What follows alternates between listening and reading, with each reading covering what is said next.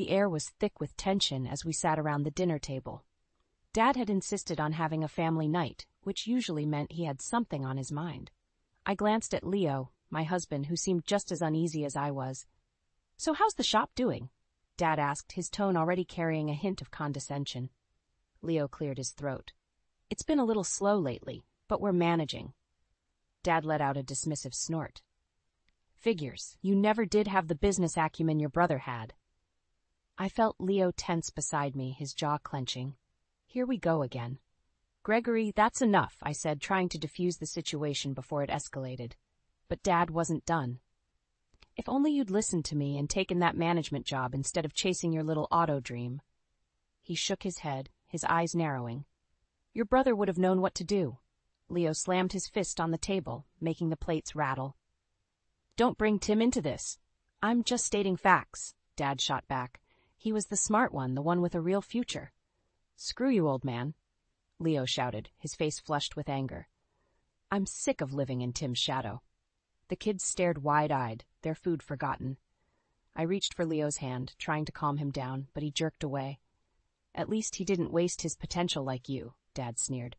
"Maybe if you'd inherited his drive, you wouldn't be struggling to keep that rust bucket of a shop afloat." That did it. Leo shot up from his chair, his hands trembling. "You know what? I'm done. I've had it with your constant belittling and favoritism. Tim's gone, and it's time you accepted that I'm not him." Dad rose to his feet as well, his eyes blazing with fury. "How dare you speak to me like that, after everything I've done for this family?" "Everything you've done?" Leo let out a bitter laugh. "You mean like constantly reminding us how much of a disappointment I am? Thanks, but no thanks." I stood up, trying to intervene. "Guys, please, let's just—" But they were too fond, exchanging insults and accusations that cut deeper with each passing moment. As their voices rose, echoing off the walls, I realized this was more than just another argument. This was a breaking point, a long simmering resentment finally boiling over. And in that moment, I knew our family would never be the same. A few days had passed since the explosive dinner, and an uneasy silence had settled over our home. Leo and I treaded carefully around each other, both of us still reeling from the fallout with Dad. I was in the kitchen, absent-mindedly scrubbing dishes, when the doorbell rang. Drying my hands, I made my way to the front door and peered through the peephole. It was Dad. I steeled myself and opened the door, bracing for another confrontation. "What do you want?" Dad's expression was uncharacteristically somber. "We need to talk." "I don't think there's anything left to say," I replied coolly. "You made your feelings pretty clear the other night." He sighed, running a hand through his thinning gray hair. "I know, and I'm sorry for how I acted, but I have a proposal that could help us all." I crossed my arms, skeptical. "I'm listening." "With your mother gone, it gets lonely living by myself," he began. "And with Leo's shop struggling, I thought perhaps I could move in and lend a hand. Financially." I blinked, taken aback. "You want to move in? And give us money?" "Think about it," he pressed. "With my savings, I could help Leo get that loan he's been after. Get the shop back on its feet." It was a tempting offer. Money had been tight lately, and Leo's business was hanging by a thread. But after the way Dad had treated him, I wasn't sure if we could trust his motives. "I don't know, Dad," I said hesitantly. "After everything that's happened, how can we be sure this isn't just another way for you to meddle and criticize us?" He held up his hands. "I give you my word, no strings attached. This is a fresh start for all of us." I studied his face, searching for any hints of deception. Part of me wanted to believe him, but another part couldn't help but feel uneasy. "Let me talk to Leo about it," I said finally. "We'll think it over and let you know." Dad nodded, a glimmer of hope in his eyes. "Of course. Just remember, I'm not getting any younger, and I want a chance to make things right before it's too late." As he turned and walked away, I couldn't shake the feeling that there was more to his proposal than he was letting on. That night, I broached the subject with Leo over dinner. "Your dad wants to move in?" he said incredulously. "And bankroll the shop?" I nodded. "That's what he claims, at least." Leo shook his head. "I don't trust him, Mara. Not after the way he's treated me all these years." "I know," I agreed. "But if he's serious about the money, it could be our only chance to save the business." Leo was silent for a long moment, weighing the options. Finally, he let out a heavy sigh. I guess we don't have much choice, but the second he starts meddling or pulling any of his usual crap, he's out. Understood? Understood, I said, hoping against hope that we weren't making a grave mistake. Little did we know, the real nightmare was just beginning. It didn't take long for Dad to move in, and almost immediately the atmosphere in our home shifted. His presence was suffocating, like a dark cloud hanging over us at all times. This place is a mess, he grumbled, surveying the living room with disdain. Didn't your mother teach you how to keep a proper house? I bit my tongue, reminding myself that getting into it with him would only make things worse. As the days went by, it became clear that Dad's no-strings-attached promise was nothing but empty words. He constantly criticized how I ran the household, from the way I cooked to how I disciplined the kids. You're too soft on them, he'd snap, glaring at me across the dinner table. No wonder they're so ill-behaved. The kids, sensing the tension, retreated into their rooms whenever Dad was around, only emerging when he wasn't home. Leo bore the brunt of Dad's derision, though. No matter how hard he worked at the shop, it was never good enough. I'm pulling in extra hours, trying to catch up on the backlog, Leo said one night, his voice weary. Dad scoffed. And how's that working out for you? Still can't seem to get ahead, can you? At least I'm trying, Leo shot back, his temper flaring. Which is more than I can say for you and your financial support. In a flash, Dad's expression turned thunderous. Watch your tone, boy. Don't forget who's keeping this sinking ship afloat. I stepped between them, dreading another explosive confrontation. Enough, both of you. We're all on edge, but fighting isn't going to solve anything. For a moment, it looked like Dad was going to press the issue. Then his face relaxed into a sickening smile that sent chills down my spine. You're right, Mara, he said, his voice deceptively calm. We're family, after all, and families should stick together, no matter what. The way he said those last few words, it was almost like a threat, a reminder that he held all the cards and we were at his mercy.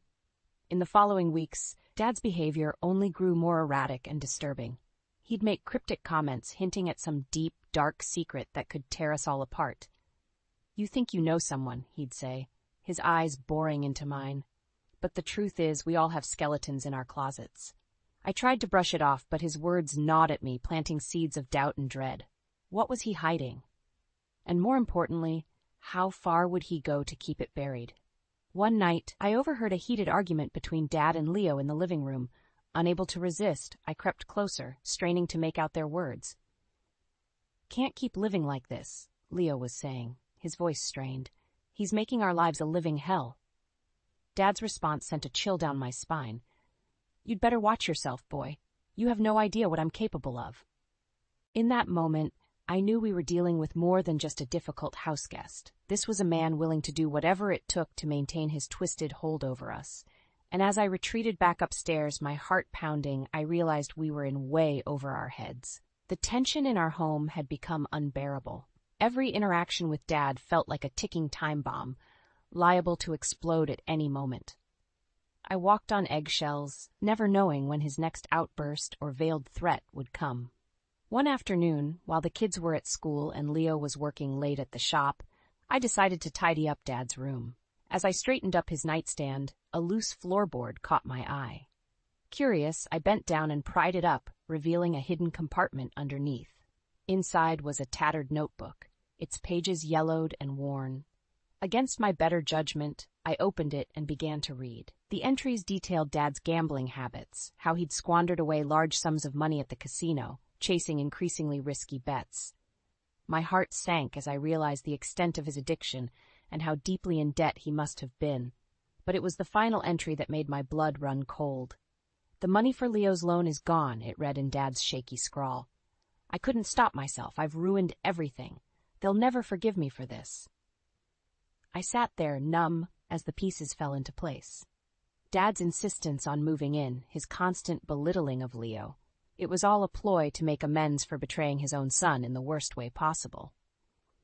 Suddenly, his veiled threats and erratic behavior made sense. He was a man consumed by guilt and desperation, lashing out in a futile attempt to regain control. I don't know how long I sat there, the weight of Dad's betrayal crushing down on me. When I finally rose to my feet, my hands were trembling and I felt nauseous. That night, when Leo came home, I could barely look him in the eye. "Hey, what's wrong?" he asked, his brow furrowed with concern. I opened my mouth, but the words stuck in my throat. How could I tell him the truth, that his own father had stolen from him, dashing his dreams out of sheer selfishness? "Mara?" Leo pressed. "You're scaring me. What happened?" Taking a deep breath, I steeled myself. "It's your dad. I found something in his room today. Something he's been keeping from us."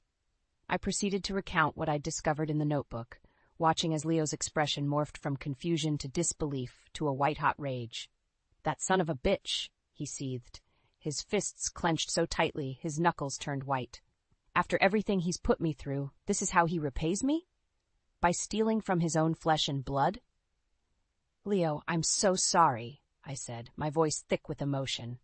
I had no idea he'd stoop this low. "Don't apologize for him," Leo spat. "He's the one who should be groveling, begging for forgiveness. But he won't get it. Not from me. Not after this." As he paced the room, his anger radiating off him in waves, I knew there was no going back. The fragile truce we'd formed with Dad was shattered beyond repair. And in that moment, I made a decision, one that would change the course of our family forever. "We can't let him get away with this," I said, my voice steely with resolve. "It's time we fought back. It's time we took our lives back from that miserable old man."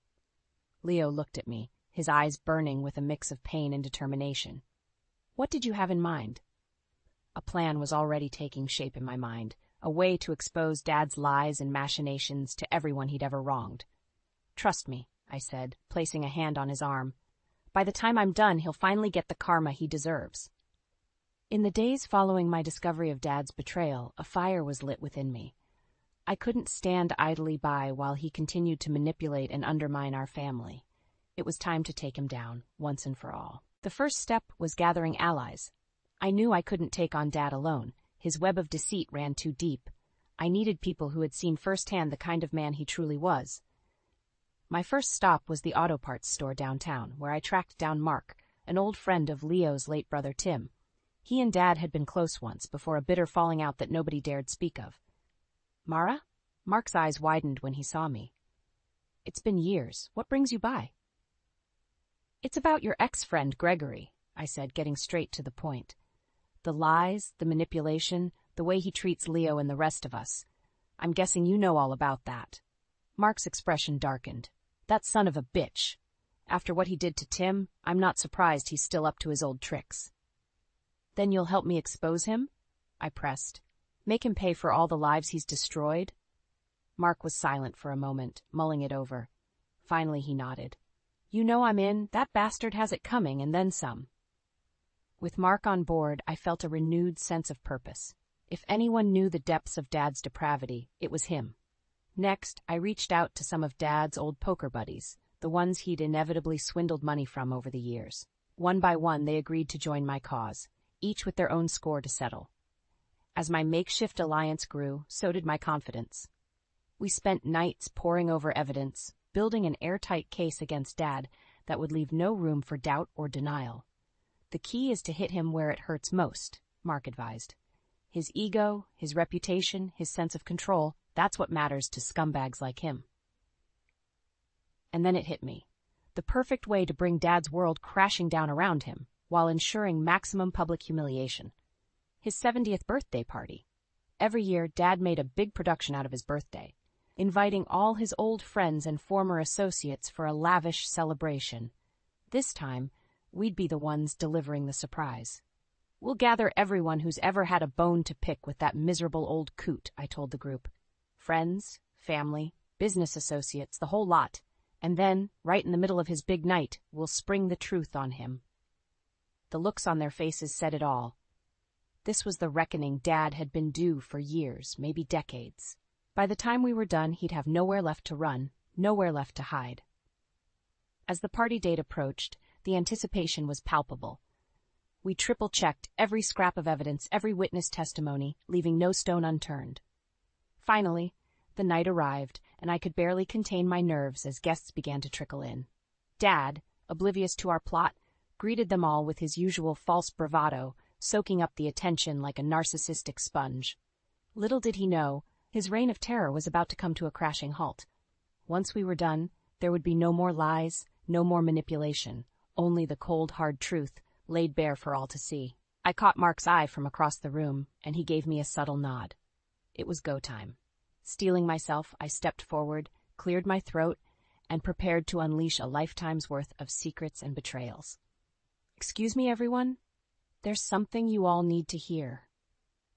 The room fell silent as all eyes turned towards me. Dad's expression morphed from confusion to outright suspicion. "What's going on here?" he demanded, his voice low and dangerous. I took a deep breath, steeling my nerves. "For years, you've lied, manipulated, and betrayed everyone in this room," I began, my voice ringing out clearly. "You've stolen money, ruined lives, and passed it off as tough love. But no more. Tonight, the truth comes out." A murmur rippled through the crowd as I held up the tattered notebook, the damning evidence of Dad's gambling addiction and subsequent betrayal. In these pages, you'll find a detailed account of how Gregory Sanderson systematically squandered away his life savings, including the money meant for his son's business loan, I said, letting the weight of those words sink in. Dad's face had drained of all color. "Mara, you don't know what you're talking about," he sputtered. "That notebook is nothing but lies." "That's not all." Mark stepped forward, his expression thunderous. "How about the way you turned your back on Tim in his time of need, or how you've made Leo's life a living hell, tearing him down at every turn?" Other voices began to chime in, a chorus of accusations and grievances that had been bottled up for far too long. "You cheated me out of my retirement fund in that crooked poker game. You sold my business out from under me when times got tough. After Mom died, you became a completely different person. Cruel, vindictive, utterly heartless." Dad swiveled wildly, trying in vain to deny each and every claim, but we had him cornered, backed into a corner by the weight of his own misdeeds. "This is outrageous," he roared, his face flushed with impotent rage. "I'm your father, damn it! You can't treat me like this." In that moment, I felt a surge of pity for the pathetic, broken man before me. This was his true legacy, a lifetime of burned bridges and shattered trust, all in service of his own bloated ego. "We're done being your punching bags," I said, my voice heavy with finality. "You've tormented this family for the last time. Please, you have to understand." Dad blubbered, his bravado evaporating as he cast a desperate look around the room, searching for any shred of sympathy or support. But he found none.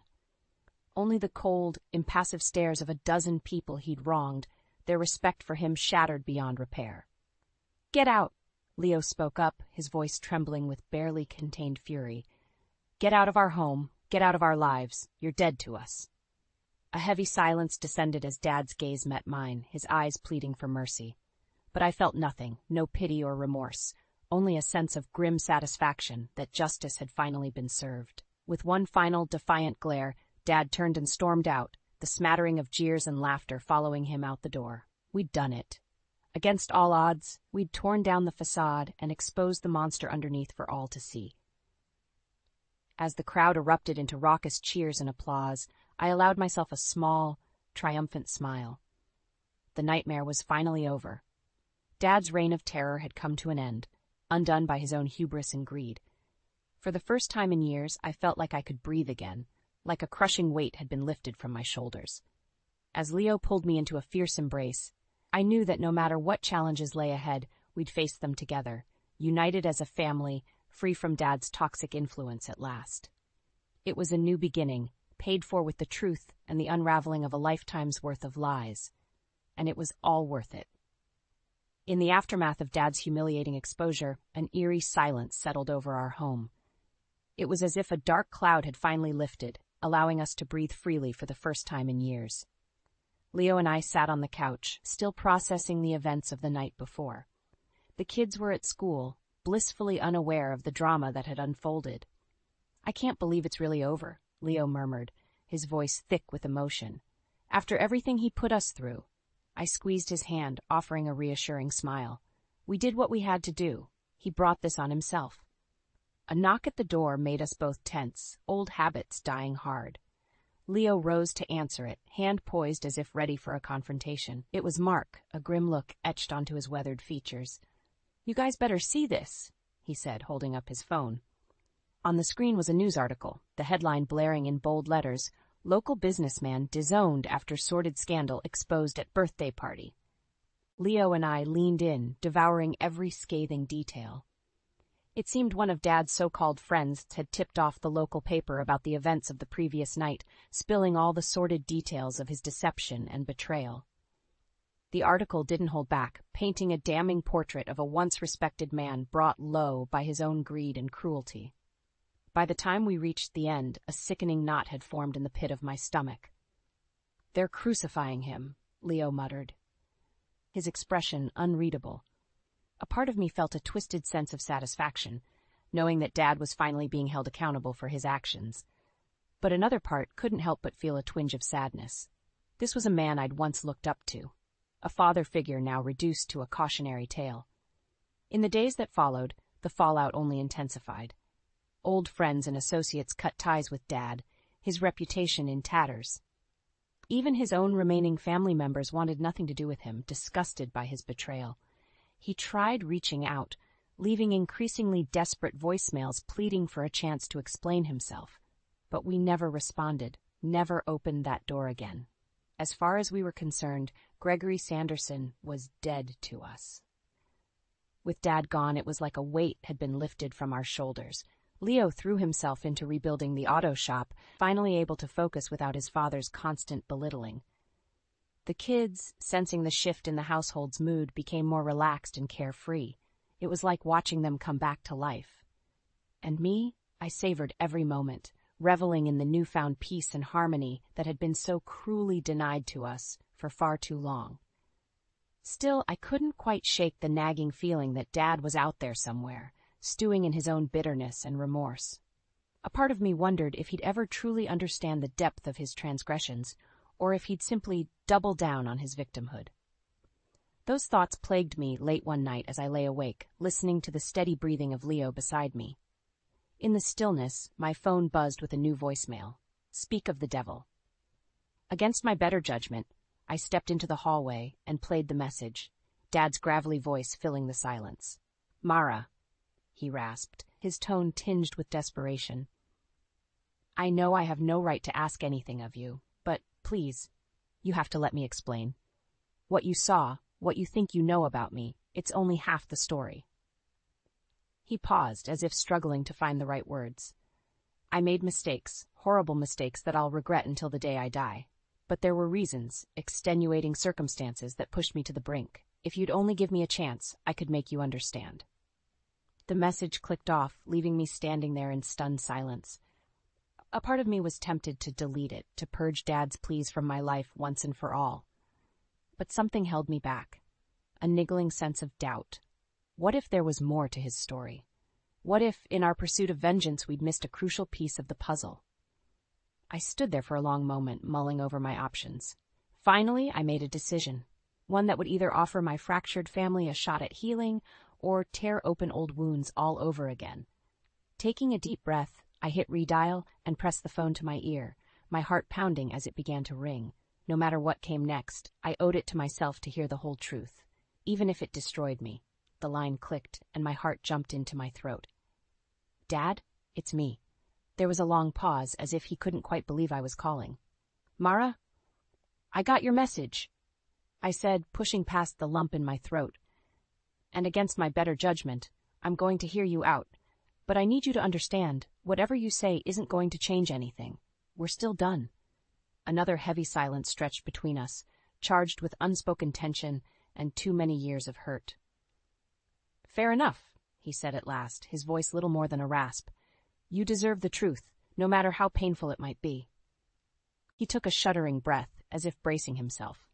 "It all started after your mother passed." For the next hour, Dad laid everything bare, the crippling grief and loneliness that had driven him into the arms of his gambling addiction. The mounting debts, the desperation that led him to make that fateful decision to dip into Leo's loan money. "I never intended to betray him like that," Dad insisted, his words tinged with remorse. "I thought I could win it all back before anyone was the wiser, but I got in too deep, and by the time I realized my mistake, it was too late." He He spoke of his shame, his cowardice in moving in with us instead of coming clean right away, how the guilt had slowly twisted him into the monster we'd come to know. I took my anger out on you, on Leo, because it was easier than facing the truth, that I'd become the greatest failure a father could be. As his tale unfolded, a part of me felt a strange sense of pity welling up.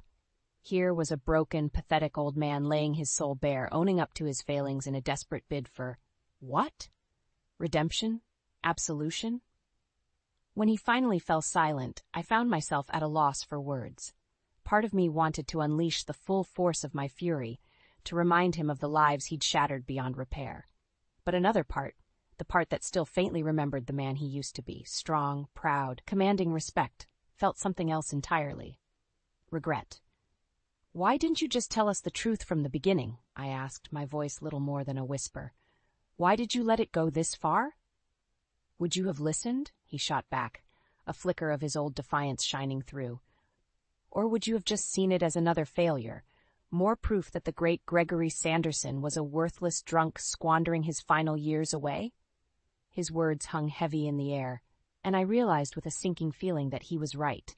We'd made too many assumptions, been too eager to paint him as the villain. We were all guilty in our own way.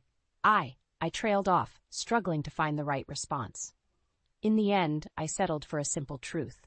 "I'm sorry, Dad. Sorry we didn't give you a chance, that we just assumed the worst." An eternity seemed to pass before he finally spoke again. "No, kiddo," he said, his voice thick with emotion.